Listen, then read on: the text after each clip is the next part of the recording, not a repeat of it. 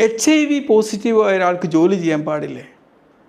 അവരുടെ കരിയർ വളർത്താൻ പാടില്ലേ?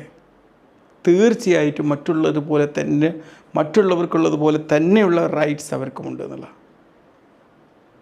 അത് HIV പോസിറ്റീവ് ആണ് എന്നുള്ളത് അതിനൊരു തടസ്സമേ അല്ല എന്നുള്ള.